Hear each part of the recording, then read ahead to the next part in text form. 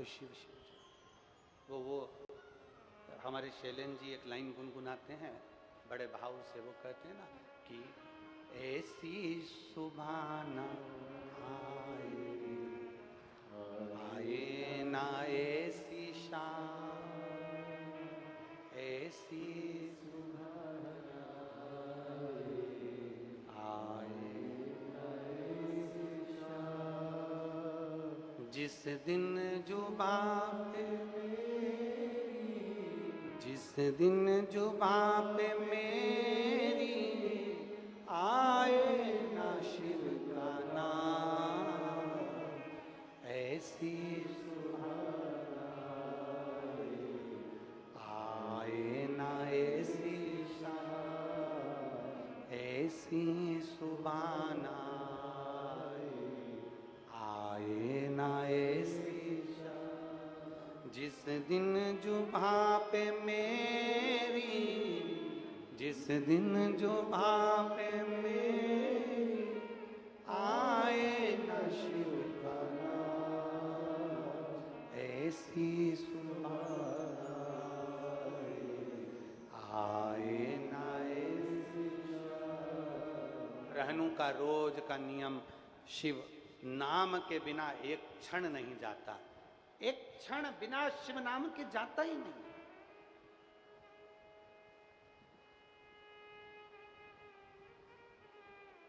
आप में भी कई माताएं, कई भाई, कई मेरी जीजियां, कई मेरे जीजा, कई मेरी बेटियां, कई मेरे बेटा, कई माताएं, कई भाई इस पूरे पंडाल में, और कई आस्था चैनल पर श्रवण कर रहे हैं, कई फेसबुक यूट्यूब पर सुन रहे हैं, इन पूरे स्थानों पर जितने बैठे हैं आप में से कई ऐसे होंगे जिनकी घट की जिब्या में भी, जिनके हृदय में भी राम नाम, कृष्ण नाम, शिव नाम चलता ही रहता है। घट की जिब्या में कहीं ना कहीं भगवान का नाम चलता ही रहता है, जप रहे।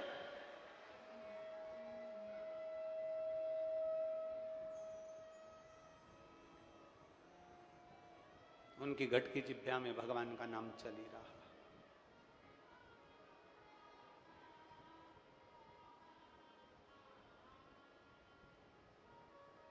शिव पुराण कहती है, रहनु की घट जिह्वा में भगवान का नाम चल रहा था।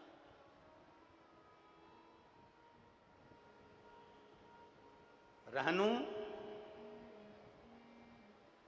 एक मट्टी का टीला भी उठा लेता है तो उसमें भी शिव का दर्शन करता है।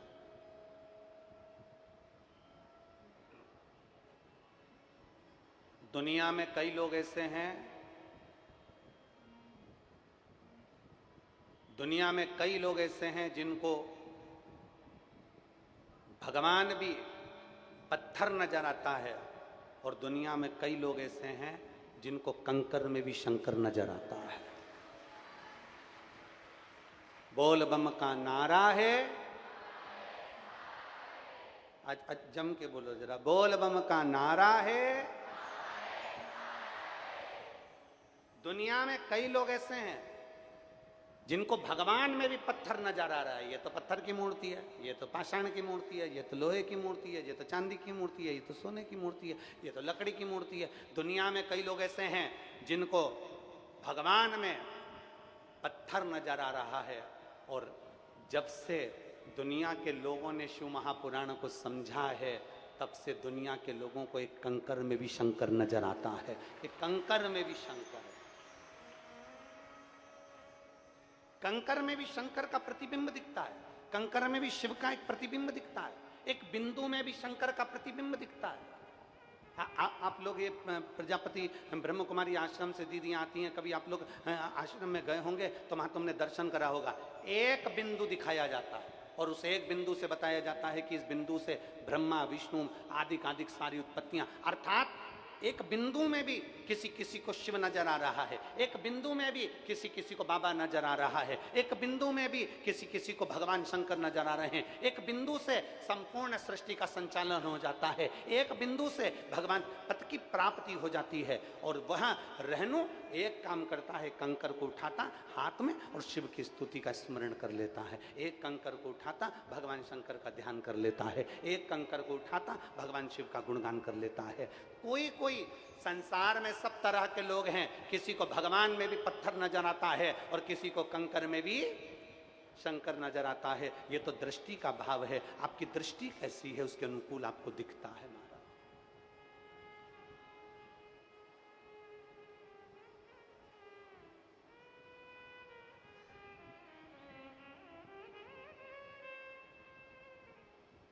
पांव की पायल की डिब्बी, डिब्बी में रखी है पायल। मेरी जीजियों के लिए बहुत अच्छा प्रश्न है, जरा उत्तर दीजिएगा, मैं आपसे पूछूं। तुम्हारे पांव की पायल की डिब्बी, तुम्हारे पांव में पहनने वाले बिछुड़ी की डिब्बी, तुम्हारे कान के कुंडल की डिब्बी, ईमानदारी से बोलना, डब्बी में पायल अच्छी लगती है कि पांव में पायल अच्छी लगती है? जम के बोलो जरा, जम के। पांव में।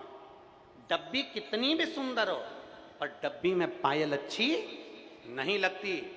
पायल हमेशा पांव में अच्छी लगती है।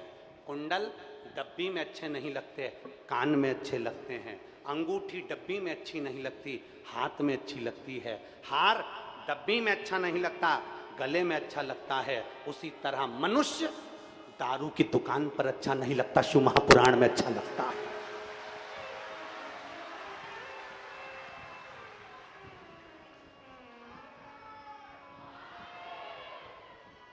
पायल डब्बी में अच्छी नहीं लगती, पांव में अच्छी लगती है। बिछुड़ी पांव में अच्छी लगती है, डब्बी में अच्छी नहीं लगती। हार डब्बी में अच्छा नहीं लगता, गले में अच्छा लगता है। अंगूठी डब्बी में अच्छी नहीं लगती, हाथ में अच्छी लगती है। मनुष्य चौराहे पर नहीं, मदिरा की दुकान पर नहीं, शराब की दुकान पर नहीं, जुए के अड्डे पर नहीं, मनुष्य भगवान के मंदिर में और शिव महापुराण के अंदर बैठेगा तो अच्छा लगता है। या तो वह अपना कर्म करे, या तो वो अपना कर्म करे, दुकान पर बैठे अपनी नौकरी करे, अपनी सर्विस करे, अपना बिजनेस करे, अपना कार्य करे, वहाँ अच्छा लगेगा।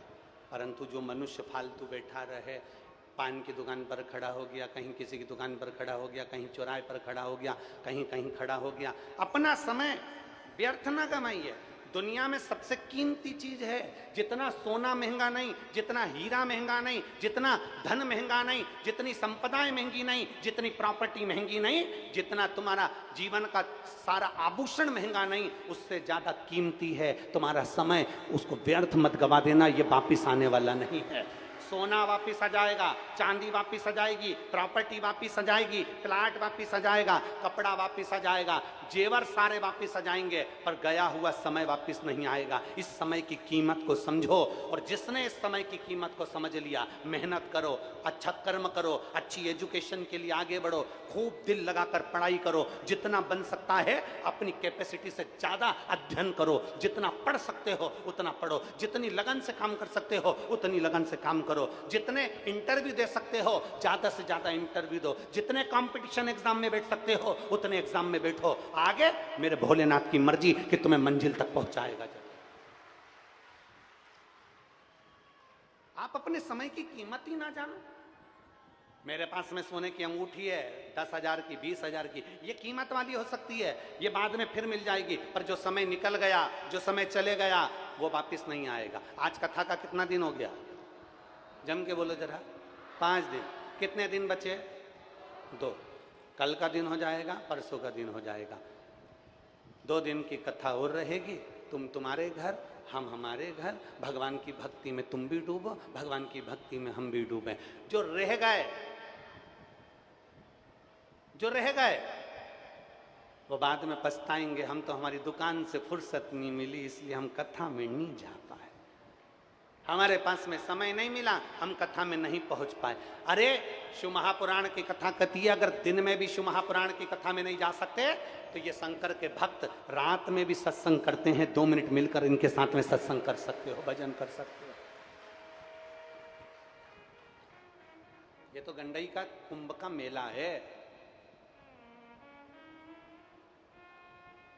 यहां पर ये कुंभ का मेला पूरा हो जाएगा 30 जून से 6 जुलाई तक विदिशा में प्रारंभ हो जाएगा, गिरधर कॉलोनी में 1 बजे से 4 बजे तक वहां चालू हो जाएगा।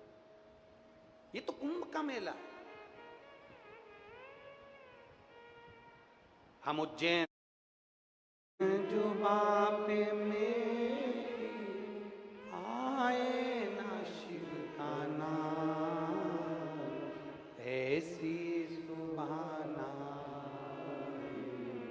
आए ना ऐसी शाम। रहनू एक कंकर को हाथ में रखकर उसकी पूजन कर लेता और समझ जाता कि ये मेरा ओघड़दानी, मेरा शंभू, मेरा त्रिकालदर्शी। कितना विचित्र संसार है। कोई भगवान को मंदिर में ढूंढ रहा है, कोई भगवान को तीर्थ में ढूंढ रहा है, कोई भगवान को वैकुंठ में ढूंढने का प्रयास कर रहा है। पर शिव महापुराण की कथा कहती है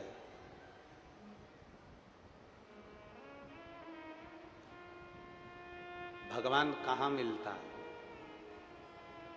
शिव पुराण की कथा कहती है किसी भूखे को भोजन कराओ, प्यासे को पानी पिलाओ, किसी बीमार व्यक्ति की दवाई का खर्चा उठाओ, किसी बच्चे की एजुकेशन का खर्चा उठाओ, परमात्मा का दर्शन तुम्हें वहीं पर हो जाएगा।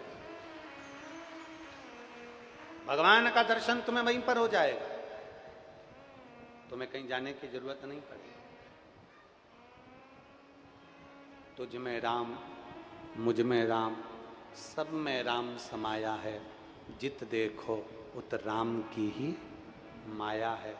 हर एक में परमात्मा का दर्शन, हर एक में। केवल तुम्हारी निगाहें चाहिए, केवल तुम्हारे नेत्र चाहिए परमात्मा को पहचानने के। रहनु जैसे नेत्र चाहिए तुम्हारे। गांव के अंदर रह रहा है, एक कंकर को उठाकर शंकर मानकर पूजन कर लेता है, झाड़ू लगाता, पोछा लगाता, कार्य करता, कर्म करता, कर्म करते करते शिव नाम लेता रहता, भगवान का भजन करता रहता। आप अपना काम बंद मत करो, अपनी दुकान पर जाते रहो, अपना धंधा, अपना बिजनेस, अपनी नौकरी, सब कुछ करो, पर एक नियम बना लो कि मुझे शंकर जी के मंदिर में नौकरी पर जाने से पहले, दुकान पर जाने से पहले, काम पर जाने से पहले, मेरे घर का एक एक बच्चा, मेरे घर की एक एक बहू, सास, माता, पिता, जो भी घर में है, भगवान शंकर के मंदिर में एक लोटा जल जरूर चढ़ाएंगे। एक नियम बनाओ। अब कई लोग कहते हैं गुरुजी, जैसे सास अगर जल चढ़ा ले तो बहू और बेटे को भी तो मिलना चाहिए। हमने कहा मिलेगा, कोई दिक्कत नहीं। तो फिर हम घर से एक व्यक्ति जल चढ़ाने चले जाए और बाकी के लोगों को भी उसका फल मिल जाए। हमने कहा बिल्कुल मिलेगा, पर एक प्रैक्टिकल करके बताना। घर का एक व्यक्ति बैठकर समोसा कचौड़ी खाए, दाल चावल खाए और बाकी के लोग सब उसको टच करके बैठ जाएं। पेट भराएगा? जम के बोलो जरा। तुम खाओगे तुम्हारा पेट भराएगा, वो खाएगा उसका पेट भराएगा। सबका दुख अपना अपना होता है। किसी का पेट दुखता है, किसी की छाती दुखती है, किसी का हाथ दुखता है, किसी का पांव दुखता है। सबका अपना अपना दुख है, सबकी अपनी अपनी तकलीफ है। अपने को छींक आ रही है, अपने को छींकना पड़ेगा। अपने को खांसी आ रही है, अपने को खांसना पड़ेगा। अपना हाथ दुख रहा है, दवाई अपने को खाना पड़ेगी। अपना पेट दुख रहा है, दवाई अपने को खाना पड़ेगी। तो अपने हिस्से का जल भी अपने को चढ़ाना पड़ेगा और अपना भजन अपने को करना पड़ेगा। कोई दूसरा नहीं करने वाला। एक पत्र है,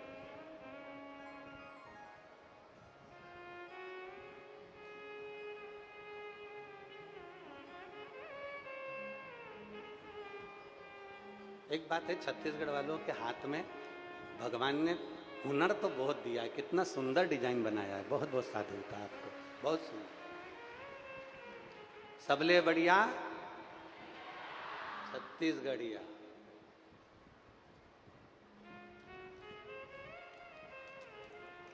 जय जोहार।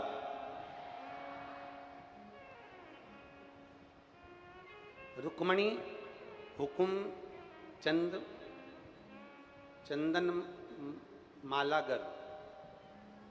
रुक्मणी हुकुम चंदन मालागार साहू, हुकुम चंदन मालागार साहू, पायल चंदन मालागार साहू। गांव का नाम है दांडी, जिला बेमेतरा, छत्तीसगढ़। मेरा मोबाइल नंबर ये है। मेरी छोटी सी चाय और मिठाई की दुकान है। कहीं बैठे हैं क्या? अगर कहीं बैठे हो तो हाथ हिला सकते हैं।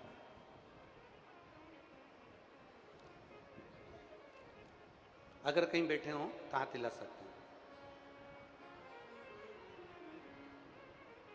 बच्चे का फोटो देखिए, जिसका फोटो लगाया गया। आए हैं? आए हो तो अपने बच्चे को लेकर व्यासपीठ के पास में आ सकते हैं।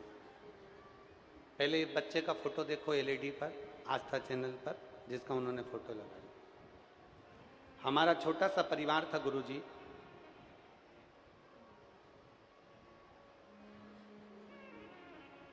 मेरा एक बेटा 13 साल का, जिसका मैंने फोटो लगाया।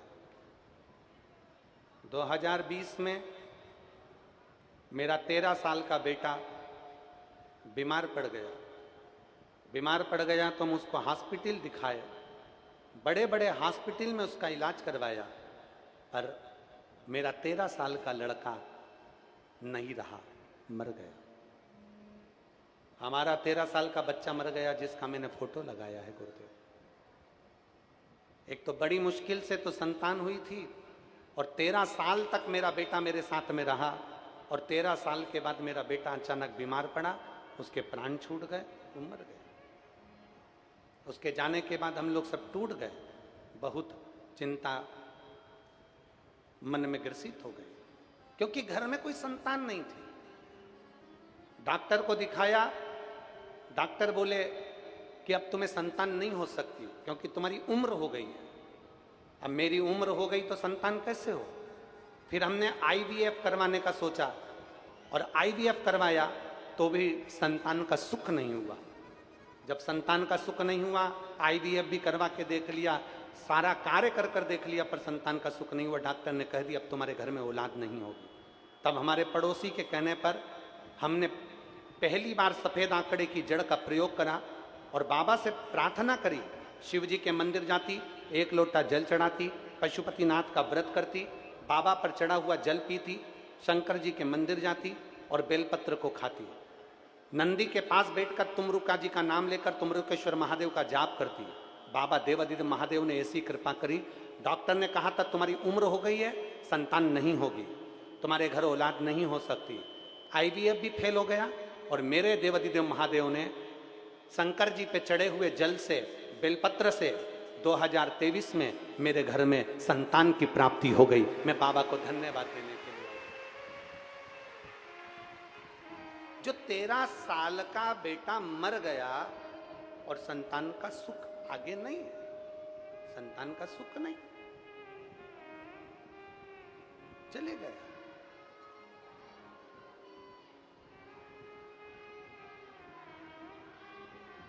एक विश्वास,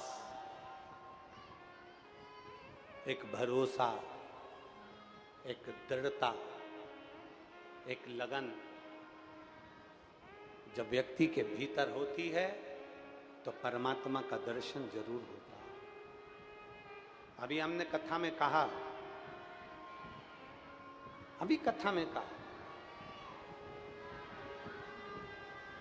अपना कर्म मत छोड़ो,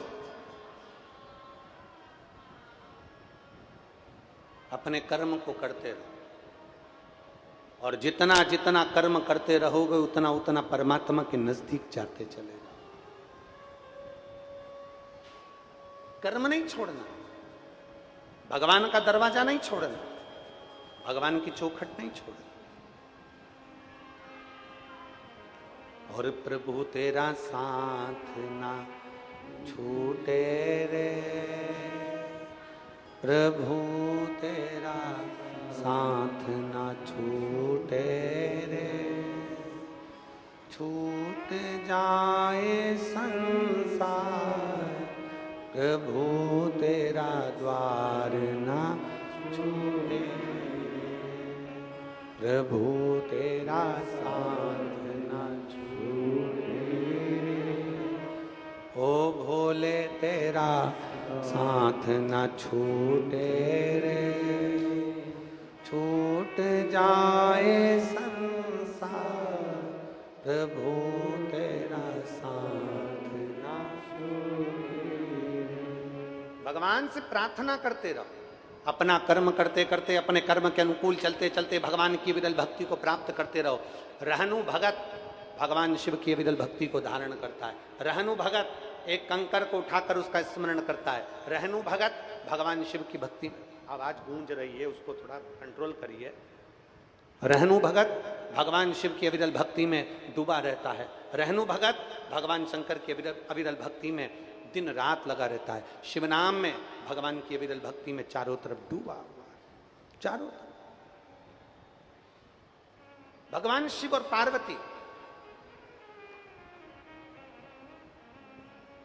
प्रदोष का दिन आज नंदी पर बैठकर मेरे भगवान चल दिए।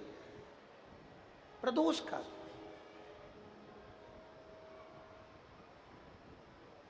और महाराज